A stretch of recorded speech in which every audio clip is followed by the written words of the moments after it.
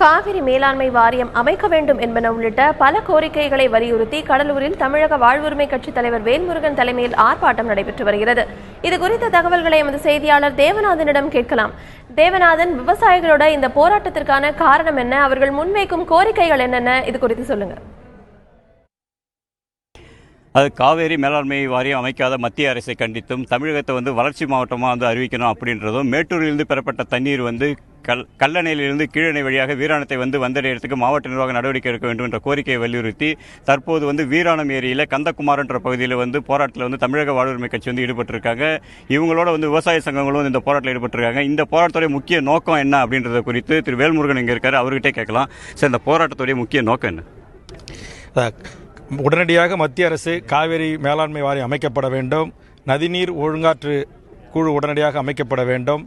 தொடர்ந்து மத்திய அரசு தமிழர்களை மாற்றாந்தாய் மனப்பான்மையோடு நடத்துகிறது. உச்சநீதிமன்றத்தில் மத்திய அரசுடைய வழக்கறிஞர் காவேரி மேலாண்மை வாரியம் அமைக்க முடியாது என்று அறிவித்திருக்கிறார். அதற்கான அதிகாரம் உச்சநீதிமன்றத்துக்கு இல்லை உத்தரவிடுவதற்கும் என்றும் சொல்லியிருக்கிறார். இது முழுக்க ஏமாற்று வேலை, மோசடி வேலை, தமிழர்கள் வாழ்வுரிமை பறிக்கின்ற செயல். தமிழ்நாட்டில் விவசாயிகள் தங்கள் வாழ்வுரிமையை முற்றுமுதலுமாக இழந்து இன்றைக்கு உண்வதற்கு உணவில்லாமல் தவித்துக் கொண்டிருக்கிறார்கள். அந்த உணவில்லாமல் தவித்துக் கொண்டிருக்கிற இந்த சூழலில் இன்றைக்கு சம்பா, குருவை எல்லாமே இன்றைக்கு பொய்த்து போய்விட்டது.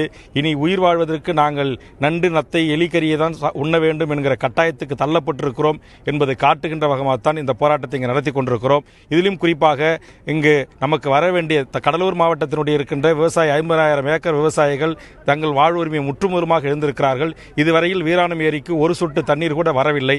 அதனால் தமிழக அரசும் தமிழக பொதுப்பணித்துறை அதிகாரி அவர்களும் உடனடியாக வீராணத்திற்கான அந்த ஒரு டிஎம்சி கொள்ளளவு கொண்ட நீரை உடனடியாக திறந்துவிட வலியுறுத்துகின்ற வகையிலும், மத்திய அரசு தொடர்ந்து தமிழர்களுக்கு துரோகம் செய்வதை கண்டிக்கின்ற வகையிலும், கர்நாடக அரசின் இந்த செயலை இன்றைக்கு வன்மையாக கண்டிக்கின்ற வகையிலும் இந்த போராட்டத்தை தமிழக வாழ்வுரிமை கட்சி இங்கு போராடி கொண்டிருக்கிறது.